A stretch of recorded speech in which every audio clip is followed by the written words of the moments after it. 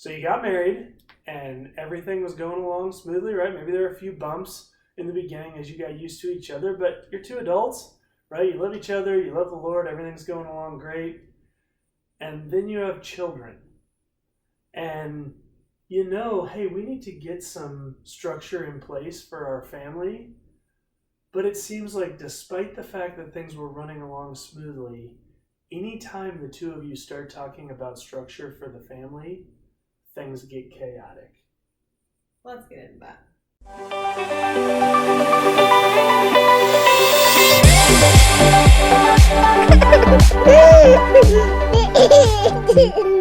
Hey, I'm Andrew Warnock. I'm Nathan Warnock. And you're listening to Family Friday on the Marriage by Design channel. Family Friday is a time where we talk about God's design for families, what the Bible has to say about it, and how we run our family. That's right. And this month we're starting a new topic. We're going to be talking all about family structure. One of the most difficult parts for any family is figuring out what's the structure of this family going to be and how do we live that out, right? Both establishing it and living it out. So today we're going to talk about structure. What is it, right? I mean, we talk about, hey, family structure is really good for kids and that's great, but what is it? And not only what is it, but why is it important, right? You probably have seen families around that don't seem to have any structure. Right? Maybe at times you've been one of those families. So why is that family structure important? Then the last thing we're going to talk about today are some barriers to establishing a family structure, right? Between you and your spouse. Maybe you've gotten to that point where you've got young children and you're starting to talk about, okay, how are we going to structure our family? And it gets chaotic and it's maybe hard for you to understand why. Allow us to share a few barriers. And then maybe we'll shed some light on why those conversations are more difficult than you might think that they are. So, first of all, structure. What is it? What is it? So maybe, babe, launch into what family structure means to you, and we'll go from there. Yeah, so family structure to me looks like, and we're not talking about a mom and a dad and 4 kids, or a mom and a stepdad and, nuclear family, that sort of thing. Sure. That's not what we're talking about. We're talking about more of like what I think of it as, how we operate, kind of what we've set as our foundation for our family. Good call, babe. What we know is our general kind of principles and the way we operate, why and how. Those sorts of things are kind of what I would say is family structure for us. Yeah, totally. I totally agree with that. And I would underscore what you said. Because, yeah, this is not about, hey, are you one nuclear family? Are you a blended family? None of that. That's really beside the point of whether or not structure is important. Now, it certainly will impact how that structure is created, right? How it's lived out in your family. But that doesn't change the fact that structure is important, and we'll talk about why. So for me, family structure is the road that you travel, that you set up, right? The road that you lay out and pave to get from where you are as a couple when you have kids to where you want your family to be down the road, right? It's those guardrails that you set up to make sure that our family stays on this path. And building a road is a big process, right? And so is establishing some family structure. Yeah, you'll hear us talk about in our podcast a lot. I think you'll hear us talk about a lot of intentionality. Yeah. So structure for us is we have these goals. This is kind of what we want our family to look like and do, and then that helps us to really see, are the things that we're doing working towards, are we on that road towards our goals, in the way that we're, structuring things, right? And are we being intentional in staying on that road? Right. That's another thing for me about structure is this is definitely not something you set up and then you never look at it again. Like, structure is totally something where you set it up in conjunction with your spouse and you talk about what are our goals, how are we going to get there, that's the structure piece. And then you set times to regularly revisit that. Because you may get to a point where you're like, man, this discipline method with child A is not working with child B, right? This, we had the best of intentions to do this as a family every week, but in the current season of life, that's not going to work out. So what can we replace that with that still allows us to connect as a family, but is more realistic in the moment? Yeah. Totally. So why would you say, babe, maybe one reason, maybe we'll go back and forth, why would you say structure is important within the family? One of the reasons is because then we all have the same expectations, right? Sometimes when expectations are different and you don't know them, that can really derail things. So if we all have the same expectation that generally this is what our family looks like and how we do it and that kind of thing, then that keeps the flow a little bit better. Yeah. What's a reason that you would say family structure is important? Yeah, I think the Bible study answer is always because of God. But in this case, I do think that's important. I mean, I think, we talk a lot in Marriage Mondays and in Family Fridays that God has, and it's the name of the channel, God has a design for marriage. He has a design for family. When you look throughout the Bible, one thing should become super apparent. God is a God of structure and order. Right. And so there's no times in the Bible where you read something and it's like complete chaos going off, right? It might seem chaotic at times, but God always has a structure and an order of operation and a way that things are to be done. And it's always for our best. And so for me, the primary reason why family structure is important is because in order for our family to reflect the Lord and his desired relationship with his family, right, the church, there's a structure and an order there. And so we need to have a structure and an order in our family as a reflection of it. Yeah. I think it helps too for our kids to understand why we do things. If they know what our structure is, what we are working towards, what we believe in, that sort of thing, it helps for them to understand why we do or don't do certain things too. Yeah, that's right. Totally right.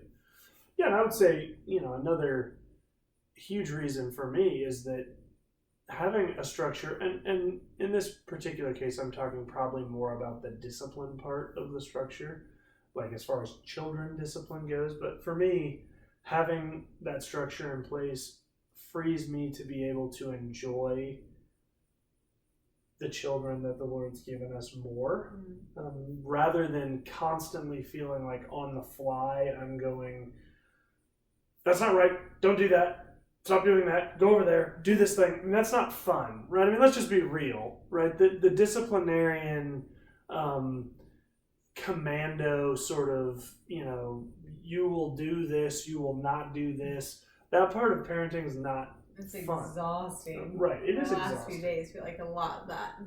Right, it is exhausting. And so for me, having clear structure and clear, guys, these are the things that we do as a family, and these are the expectations for you as our children. If you deviate from those things, this is the consequence of that behavior. If you don't, this is the consequence of you not deviating from that behavior. And then for me, it frees me up to go, well, that thing you just did, Jackson or Ryan or Riker, was that something that was going off the path? And they're able to go, they might try and argue around it or whatever for a while, but eventually they're going to go, yeah, that does not meet the expectations that have been set out. And then instead of me going all of a sudden, oh, okay, what am I going to do about that? There's clearly established, if you do this thing, then this is the consequence. And so for me, it alleviates the emotional side of it. Now, it probably doesn't alleviate it as much as it should, because I still can easily get angry about them just acting the fool and not doing the things that we've set out. But that's a me problem between me and the Lord, right? With them, it's just, hey, you did the thing you weren't supposed to do. Here's the consequence. You chose that, and I don't want to have to spend all my time, disciplining you, but when you choose that, I'm not going to let you get away with it. Right. And it helps too within the marriage to be able to say, this is our structure, so to deviate from that isn't something that we do very often. So we know that we're both on the same page as far as the activities that we're choosing, Sure. or the time away from the family that we're choosing, and those kinds of things that come up. Yeah, and I think it also really highlights those to the kids too, right? I mean, those times when you deviate from your structure, that can be just as powerful as having the structure, right? I mean, if you choose to go away from that to, for whatever reason, your kids are going to want to know, like, well, that's not what we usually do on a Tuesday night, so why are we doing that? And it might be an opportunity for you to, really sow into them with, hey, this is really important and here's why. Yeah. And I would say too, maybe in this beginning part, it sounds like we're super maniacal about this day looks like this, and we're not. You can't have a family where every Monday we're doing this and every Tuesday we're doing this, or every Thursday. We do definitely have some things in our family, like Sundays are movie nights for our family. We 98% of the time are getting together as a family and doing a movie night and having popcorn all together on a Sunday evening. Right. That's part of our structure. There are some times where we don't, but so I also don't want you to hear us saying like, oh, you have to have a plan for every day and every moment of your family, and you can't deviate from that. So. Sure. I mean, if you've seen The Sound of Music, right? Nobody wants to be the Van Trapp family, right? Yes. I mean, that's right. And for us, I think maybe a better definition for our structure is sort of the default, right? Because life happens, and certainly, especially when you get kids playing sports and getting involved with friends and all that kind of stuff, you have to have a structure that is kind of like one of those trash bags where you can stretch and poke and all that kind of stuff. I mean, you want to have a family structure like that because as your kids get older, they're going to want to branch out and all that, and certainly we want to have flexibility for that as well. So that's good. That's a good point, babe. Good point for sure. Any other reasons, babe, as you've thought about it, why structure is important, maybe even for our family specifically? Or not that I can think of. Not that I thought of. Right now. Yeah, that's good. So you might be sitting there thinking, okay, well, that's all well and good, but how do you even approach the conversation of structure, right? I mean, maybe you've got really young kids, maybe you've got kids that are starting to get to an age where you're like, okay, they know what's going on now. We need to start, getting some structure in place. Maybe, babe, I mean, certainly one important thing for this is for putting structure in place when your kids are young is it is a million times easier to put that structure in place from the time your kids are young rather than waiting until they're older to do it. Right. So certainly if you've never really sat down and said, okay, as a family, here's what we're going to be all about, and here's sort of the guardrails to get us there, and your kids are 12 or 13 or 14, you can do it, right? I mean, certainly, I would say sit down, and the cool part about that is they can be a part of establishing that, right? What is our family going to be all about? And you can do that alongside them. If your kids are young, then it's really going to be a conversation mainly between you and your spouse. And certainly there can be some barriers with regards to that conversation. Next week, when we talk about this, we're going to talk all about creating structure. For your family, so and what that looks like. I feel like it'll make a little bit more sense next week. Totally. So, but before we got to that, we wanted to kind of give, maybe a few minute word of warning about when you enter into these conversations, because surprisingly, the conversation about things like structure, discipline, things that are going to be big deals, boulders in our family, can set off some uncomfortable conversations. It certainly did for Andrea and I. So, maybe babe, give some background on some potential pitfalls for that, and let's talk about that a little bit and go from there. Yeah, one pitfall to creating kind of your family dynamic or your family structure is the way you were raised. So Nathan and I were both raised in great homes with great parents. We both came from houses where our families were intact, like they still are. Our parents are still married. Christian homes. We both, in fact, had we went to the same elementary and junior high school. So a lot of our lives were spent growing up together, Nathan and me. But strangely enough, there's a lot of difference between his family and my family. Even though there's a lot of similarities, there's a lot of differences too. For sure. And so just those differences can really play into when we were creating our structure and making it difficult. Right. And not because either one was wrong, but just because they're different. And it's that, like, even that unknown expectation that I would have. I didn't even know I had certain expectations. I just did because my family did something one way, and I never even thought that another family would do it differently. And so that can play into the family structure. So Sure. An example of that is my family, Sunday mornings was church. We weren't missing that to do sports.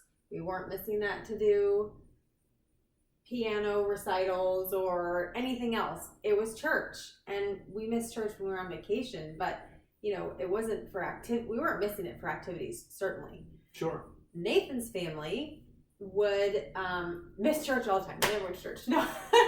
That is not accurate. And you better hope my parents aren't listening to this episode. I said that because I knew that they would. Right. So, no, Nathan's family had decided that it was okay to miss church sometimes for sports or activities or whatever. And again, neither of those outlooks are wrong. It's what they chose. And for both families, the Lord and church were important. So Right. it's not an importance issue. It's just what they chose. And so coming together when we were deciding our family structure, that was just one thing that I never even thought about. Well, of course, it was just not even anything I thought would be a conversation. I just thought, of course, we're going to go to church on Sundays. That's it. Right. And Nathan's like, no, it's okay to miss sometimes for sports. So, right. Well, and we're still that way even today. What? I mean, you are much more the we never miss church, and I'm probably more lenient on that. So totally, if our kids are there and they're sick and your kid gets sick, it's what? No. I do not take my sick children to church. No, no, you don't. But still, I mean, the point is that expectation and that upbringing even plays out today. Yeah. In our family for sure. And so, how else, babe? How else does that play out as we talk about our family structure? What were some of the other things we're talking about? But discipline is one that we probably don't necessarily agree on. Yeah. So again, both Nathan and I grew up in homes where there was discipline, but his was more strict than mine, and so just thoughts on discipline and the strictness of that and all that sort of thing was different when we came together and started talking about how are we going to discipline our kids, what are going to be big issues, what are not. Right. How long do you lock them in the pantry when they're disobedient? A day? A couple days? We do not ever do that. But I mean, they lock themselves in sometimes. That's also true. But those are the kinds of things that really can make those conversations difficult. And really coming to an agreement on that can be hard. But I think a big part of that is recognizing going into that conversation as a couple, hey, we might not agree on these things. But this is where, if you're listening to the Marriage Monday episodes, having dialogue about these Yes. things can be really important. Definitely. Right? Dialogue to understand, okay, how do we feel about something like spanking? Right? How do we feel? The Is that Hey-o. Yes, how do we feel about spanking the kids? Is that going to be something that we discipline? Are there certain things that rise to that level? What are we going to do? And there may be some really strong feelings about Right. that. So it's important. Yeah, it's what you said is so important. Like having dialogue about that, not just getting mad and that, then the conversation ends, but really dialoguing about that on both sides. And it's okay too to set up family structure and and family discipline and all that sort of thing in a way that's, hey, we're going to decide on this in this moment. And let's keep revisiting that. Right. And maybe that changes down the road for any part of family structure. But it's important for us to continue to revisit that and check in on it with each other and about how it's going and all that sort of thing. Yep. Yeah, and the other thing that I would say is a potential barrier is setting up family structure without intentionally setting up family goals. I mean, I think oftentimes we can jump into conversations about, hey, what time should the kids go to bed? How are we going to discipline them? Do we raise them in a Christian school? Do we put them in public school? We can start dealing with all the big, difficult issues of family structure without first doing the hard work of sitting down and going, and what are the goals for our family? What do I want? What do I want Jackson and Ryan and Riker and Lincoln to look like when they grow up? Because whatever that thing is that we want them to look like, that's not going to just happen. Right. We have to put the structure in place for those things to happen. And so when we talk about, maybe bedtime, right, isn't something where you go, hey, I want my son to, grow up and, whatever, be this. Well, whether he goes to bed at 7:30 or 8 or 8:30, maybe that doesn't matter as much for that. But not having a bedtime definitely does, right? I mean, when it's just, hey, whatever, then you can miss that opportunity to teach your kids, hey, we're disciplined. This is what we do. Mm-hmm. So yeah, totally. Yeah. And also, just like such a small example, bedtime, that plays into our goals of teaching our kids discipline in their own lives. Yep. Teaching them that a good night's sleep is important for their health and their brain. Yep. But it also plays into the other side of it for us of we have a part of what's organized for our family as it's important for us to have time together without the kids around. Right. For the two of us, for Nathan, me to have time together, just the two of us. Yep. And that often, of course, doesn't happen until the kids are in bed. And so if we just let them go to bed whenever they felt like it, that would impede on our goal of having quality time, the two of us. Exactly. And so there's a lot of things that bedtime for the kids, a lot of part of the structure that it hits with that bedtime. And so I don't know what my point was but it's important to have those goals. That's what it was. It's important to have those goals set out so then how to kind of back into those. Right. And meet those goals. Right. Bedtime's one thing that meets several different goals. And having those goals set out prevents you from being in that most horrible of parenting places where you have to say, you're going to do this thing because I said so, right? Because I'm sure you remember as a kid telling yourself at some point, when I'm a parent, I'm never going to tell my kids because I said so, right? Well, one of the ways you can avoid that is by having these goals, right? These objectives for your family. And to take your bedtime one as an example, our kids know you go to bed at this time because I want to spend time with your mom. That's what I want to do. And so it communicates to them clearly, I'm going to bed because mom and dad want to hang out, and I can be in the way of mom and dad hanging out. And I'm okay with my kids knowing that, right? I mean, I want my kids to know I love you guys, every one of my kids, tons, and would do anything for you, but I love your mom more. And we don't get to spend a lot of time together, so you're going to get gone at your bedtime, and then we're going to hang out.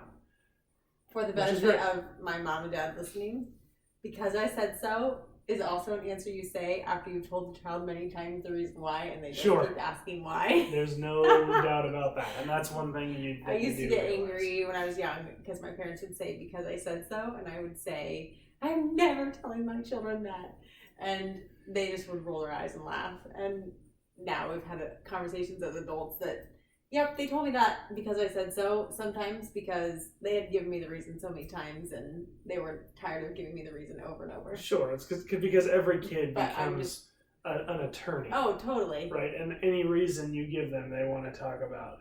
You know, and our kids do that. So I mean, even with us, when we say, hey, you go to bed so we can hang out. Well, I'll go hang out in a different room and you guys can still hang out. And you're right, at some point it becomes, no, this is the structure that we have. Anyway, you're going to do it. Funny little snippet. Right. Right. Totally.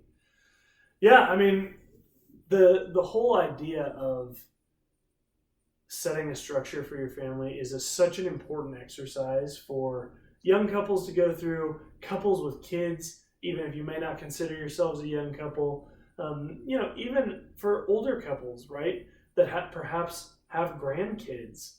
Right? It's an important thing to be able to talk about what's the structure in which you're going to help raising, the grandkids.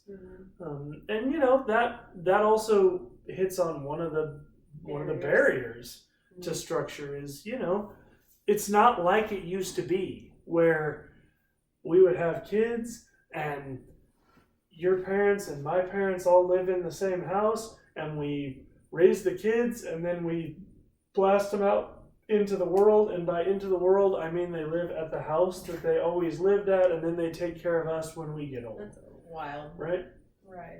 I mean now, your kids probably have friends that are miles away, right? Or if they don't, as they get older, they will.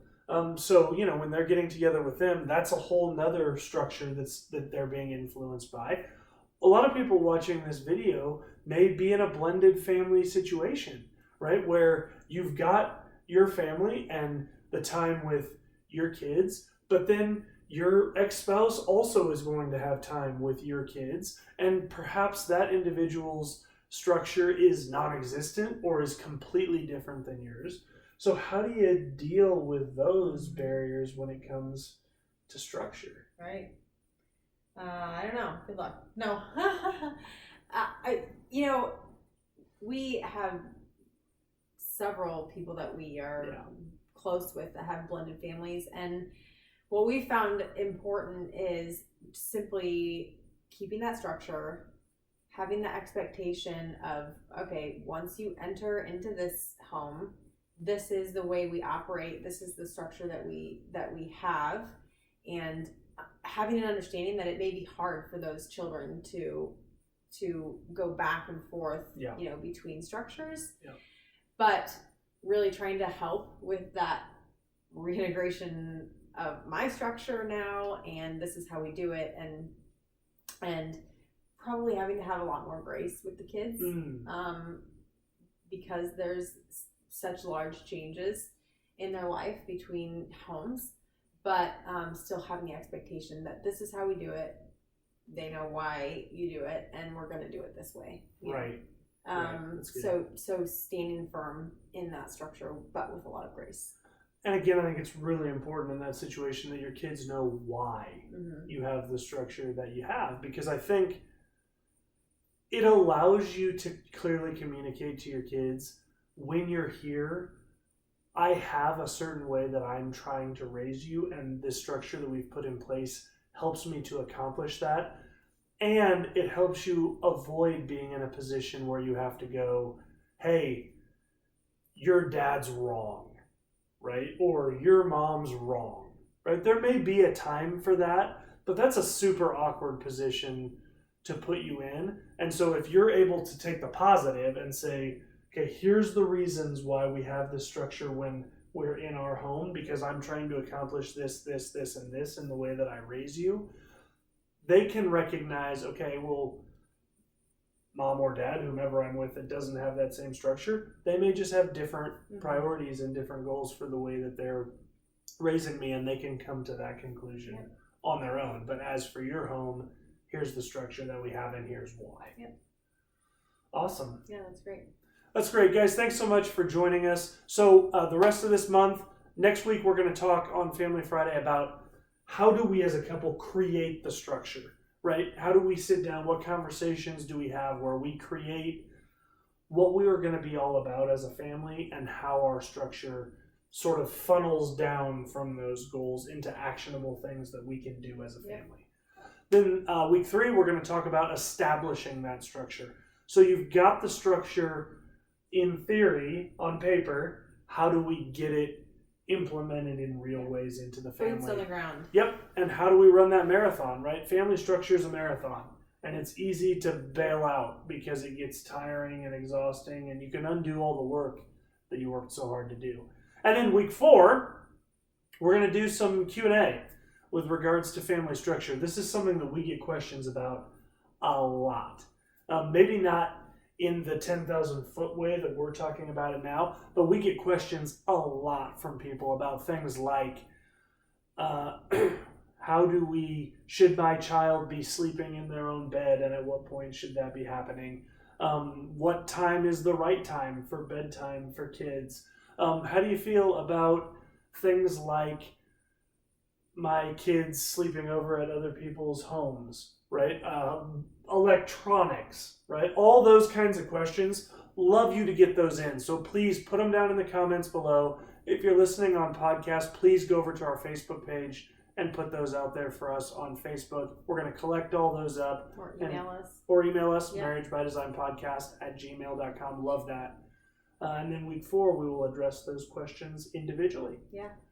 All right, guys. Hey, thanks so much for joining us. Have a great weekend, guys. And remember, God is for your family.